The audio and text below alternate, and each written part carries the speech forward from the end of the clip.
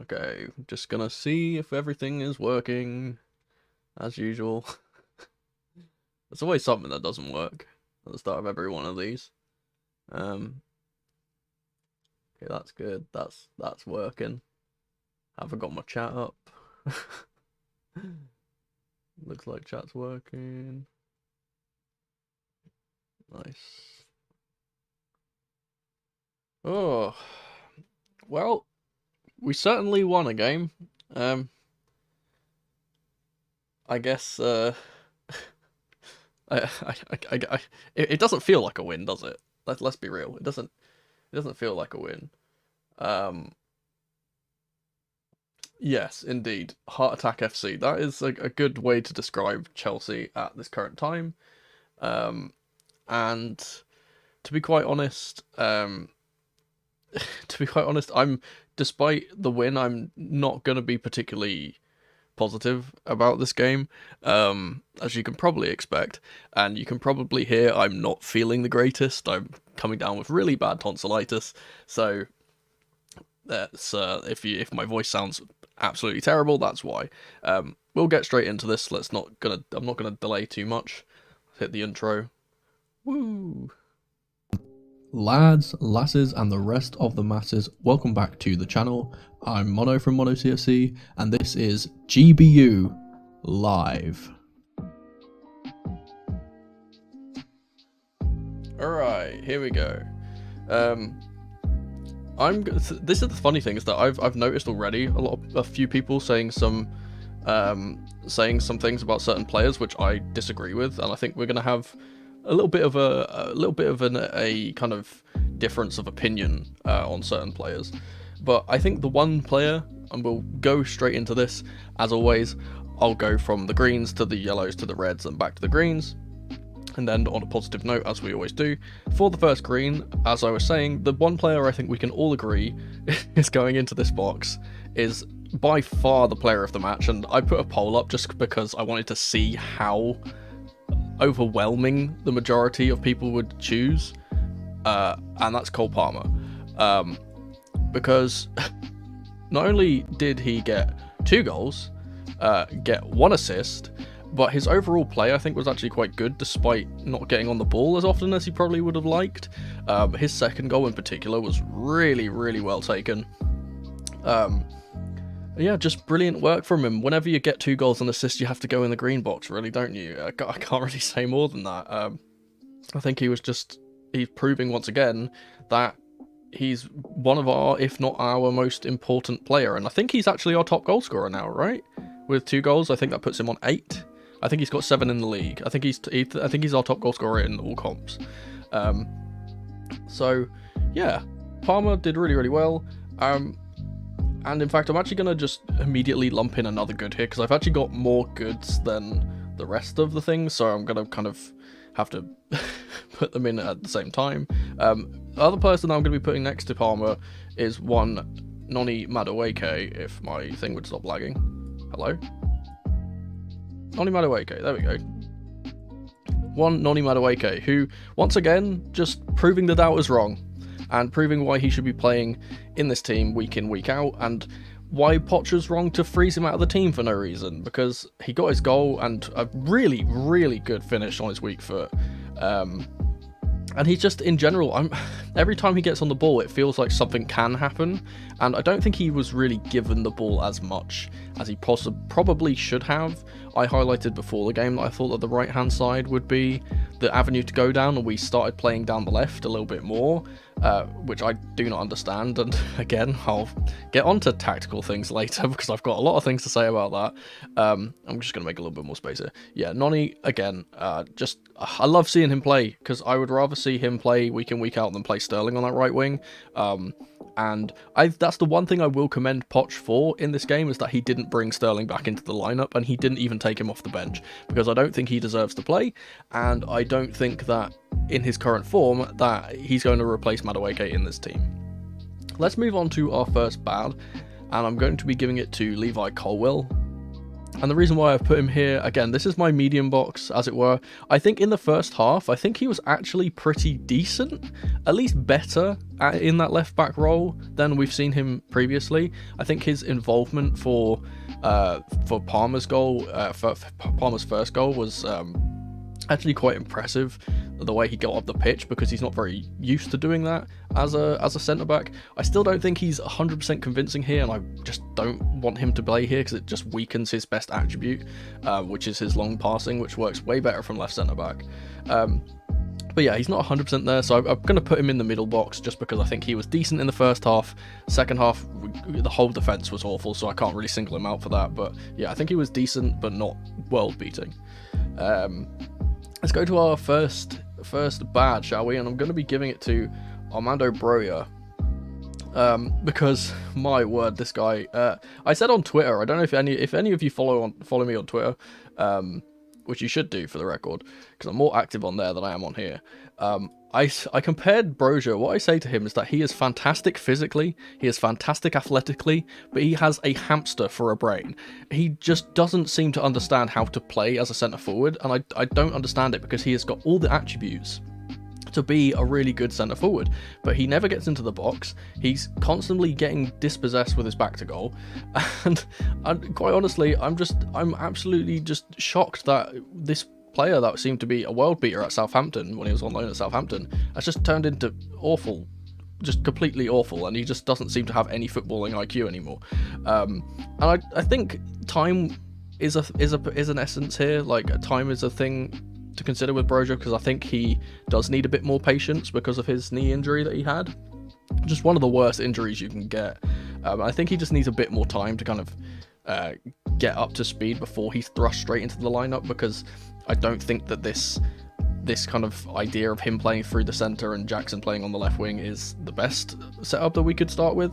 But yeah, I think he just overall did not have a very good game, and the thing is, he kind of, the way that he plays, and this is not really against him, this is more against the setup that we play.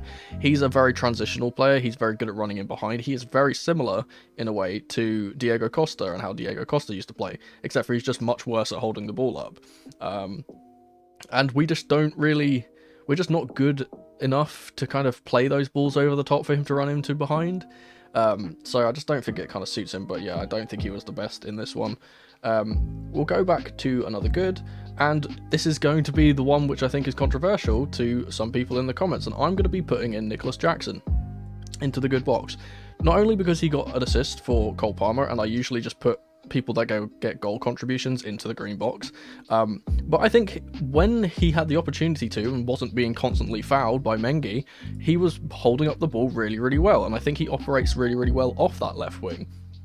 Obviously, he was slightly involved for the first goal, not particularly, but again, his contribution for Palmer's second was, he doesn't get that goal if Jackson's not there.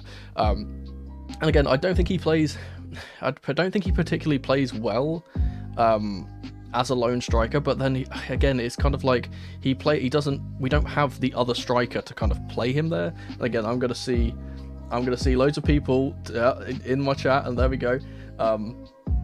I'm going to see loads of people disagreeing with me here, but he is by far our best striker when it comes to holding up the ball. He's our best striker when it comes into turning in behind. And if we're having the choice between playing Jackson up top, playing Nkunku up top, or playing Broja up top, Jackson starts every single damn game. Nkunku is not even going to get a mention in this game, because he literally only got 3 touches once he came on, because for some reason Pochettino just decided to play him as the lone striker with Jackson on the left when he came on, instead of putting Nkunku as the inside forward and Jackson up top. I don't understand I just don't understand, and I said I'm going to get onto that later, because you can probably tell where that's going to go. But yeah, I think, again, if he's getting goal contributions in games like he did in this game, then I can't fault him that much. And as I said, I think he was decent overall. And as I said, I don't a lot of people are going to be like, oh, he's getting pushed off the ball too easily, he's getting pushed off the ball. But genuinely, he was being fouled every single time that him and Mengi came together. He was getting fouled, and I can't fault him for that. And that's actually leads me perfectly onto the next thing, which I'm going to be putting into this medium box, and that's for the referees, because they were absolutely bloody woeful in this game. And it's a miracle, because I've actually gone a few games without having to mention these bastards. But get back to talking about them now, because as I said, Mengi should have 100% seen at least 3 yellow cards in this game. He had a kick out as well at Jackson when he was on the floor, which should have probably been reviewed by VAR and would have probably been violent conduct and would have probably been a red card, but it wasn't even reviewed for some reason, which is really weird. We had Jarrett Gillett on VAR randomly checking for a push in the box when we had a corner that no one claimed for. Not sure what that was about. And then there's the obvious kind of conning of the referee that happened from the home crowd, and it just seems like every opportunity that there was a 50-50 decision to make, it always went to the home team because the home crowd would be upset about it. Gallagher almost had his ankle snapped into and somehow kept playing. I have no idea how he did that, but he almost had his ankle snapped into, and it wasn't even given as a foul, let alone a red card. And this is the problem which I have with modern referees, is that the idea of the referee is to not only judge the game and make the game fair, but is to protect the players.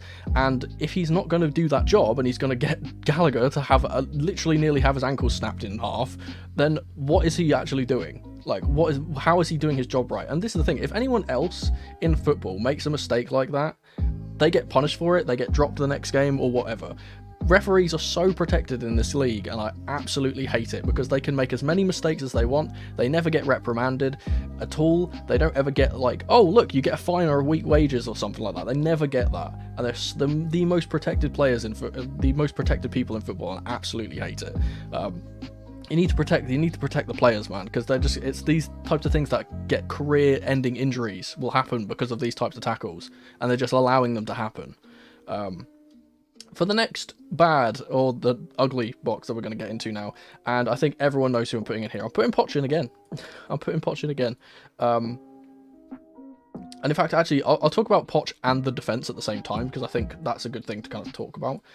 Once again, and I hope now that people are starting to realise, and I've noticed the trend on Twitter, I've been seeing loads of people kind of come to with this idea that I've been talking about for weeks, is that Pochettino's mid-game management is probably the worst in the entire league. He is so bad at coaching anything where he has to actually make an active decision that's not made before the game. We have seen the stat that came up on the broadcast, and this is absolutely staggering to me. Chelsea have never ever in this entire season gone behind or gone into the break behind. We always start games really, really well and then tail off towards the end of games. And I think there's 2 reasons for that. One, I think that the players are just absolutely shattered all the time, because I think Pochettino, we had a lot of talk about this in the build up to Pochettino taking over Chelsea, was that we knew that he was going to try and get the players fit and he's going to put them through their paces in training, but I think he's probably overdoing it, because every single game we tail off at the end of games. Every single game that we have lost, we have conceded goals in the second half, and I think it's just because our players are just knackered, and even when they are knackered and they can't play anymore, he refuses to make substitutions until it's too late.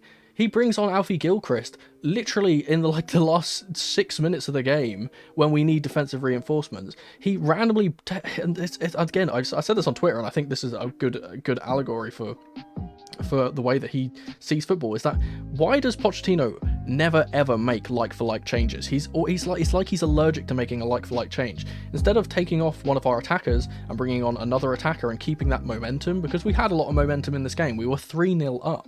We had a lot of momentum in this game. He brings on Enzo, who, again, probably shouldn't be playing considering he's got hernia issues. He brings on Enzo, and then it just completely makes us into this really negative team with no outball, and it just puts the pressure on us, and we concede 2 late goals because we're having to defend, and he sets us up to defend rather than continuing as we were and going forward.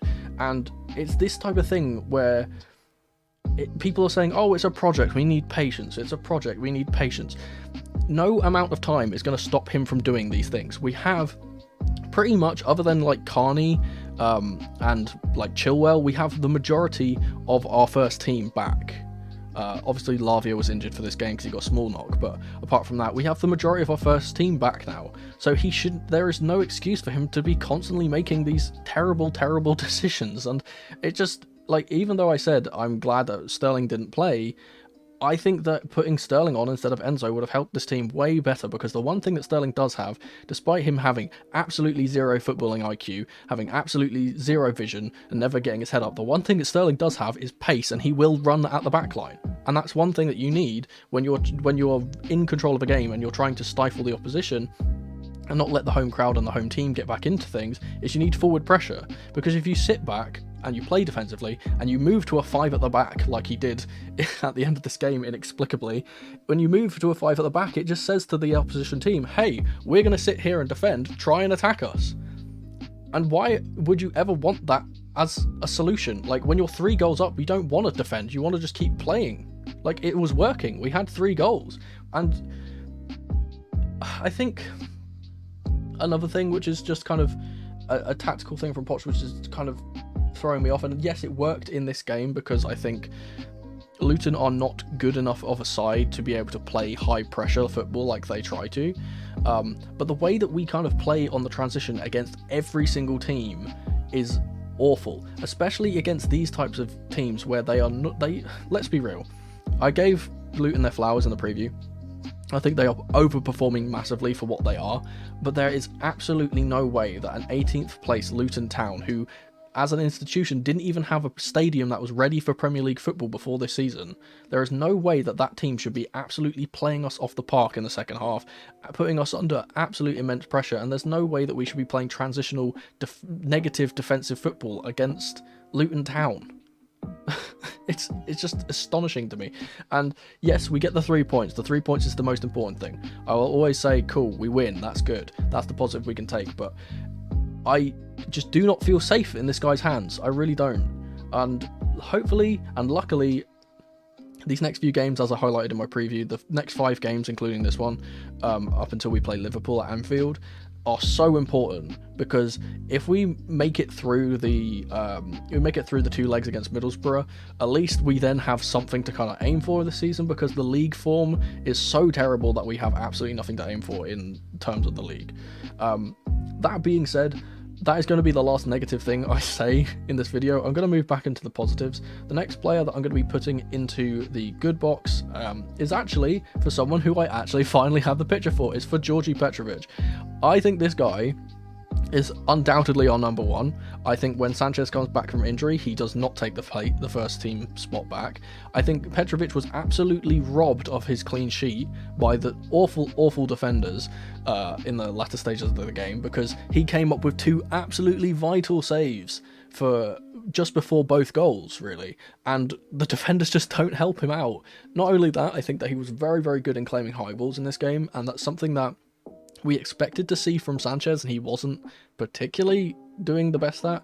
I think his distribution is much better than Sanchez's. He's so much more patient and calm on the ball, and the one thing which I love about Petrovic is that he doesn't have that thing in his head which always says, oh, we always have to play short.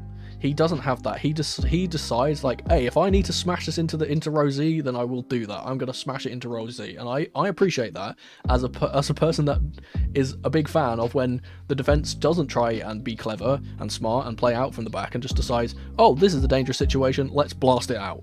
And I like that from him. We didn't see that enough from Sanchez when he was playing, and Petrovic has been doing that very well. I've been trying to put him in the green box for the last few games, and I never had a picture for him, so I'll put him in for this game, despite him not getting the clean sheet. I think he was absolutely robbed of it by our terrible defenders. My voice is absolutely going. The last player I will be putting into this green box, and I think most people will kind of agree with me here, Malo Gusto.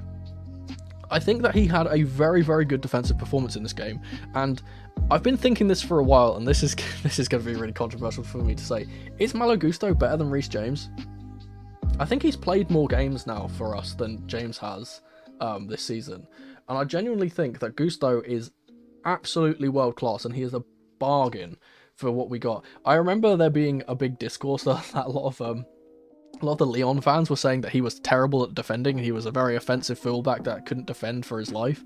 And We've seen the complete opposite. We've seen an absolutely stalwart bastion of a right back that not only can defend well but gets up the pitch well.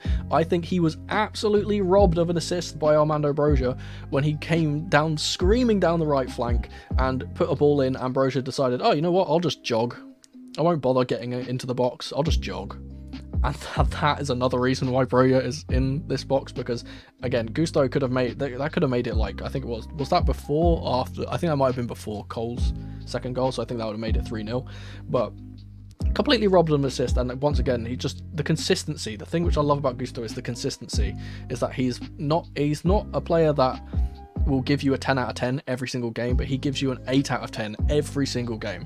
And it's never ever a situation where he plays really, really good one game and then awful another game. He is always consistency, Mr. 8 out of 10. Very similar to how our old captain Azpilicueta used to be. How Azpilicueta was never ever outstanding, but he was always consistent up until he got really, really old and his legs went. But apart from that, but yeah, so we can leave this on a positive note because we have got the 3 points. It has not put us up any places, but now I think we are closer to European spots. Obviously, we need to get to 7th place for that to happen. The teams above us are very, very competitive, and I don't think they'll be dropping points. We'll have to see how the other results of this weekend go. But yeah, that will be... That'll be it for the stream today. As I said, I can't really talk too much. I'm feeling very, very ill. We are so close to 16,000 subs, by the way, so if you're watching and you haven't subscribed yet, please do. I think we're literally like 25 away. And to get that before the new year would be absolutely lovely. As I've just mentioned, I hope everyone does have a good new year. Because that's always something to celebrate. If you do celebrate that, I know certain countries don't celebrate it in January, they celebrate it in February instead, but for us anyway, it's the new year, and I hope you guys all have a good evening today. I guess most of you will probably be watching the other games, and yeah, just positive vibes all around. Hopefully we go again next week, or when I think our next game. I don't know when our next game is. Honestly, there's been so many games in this period, I've lost track. But there'll be a preview out for that the day before the game. And yeah, happy New Year, everyone. I'll see you in the next video. Bye. But that was just my GBU match review for this week. Thank you ever so much for watching. Let me know your thoughts on this match in the comment section below, and if you'd be so kind, subscribe to the channel and leave the video a like if you enjoyed. Don't forget to tap the notification bell so you never miss a video from me, or check out some of the other videos on the channel on screen right now. I've been Mono from Mono CFC, and remember, in the rain or in the dry, keep that blue flag flying high. Come on, you Blues.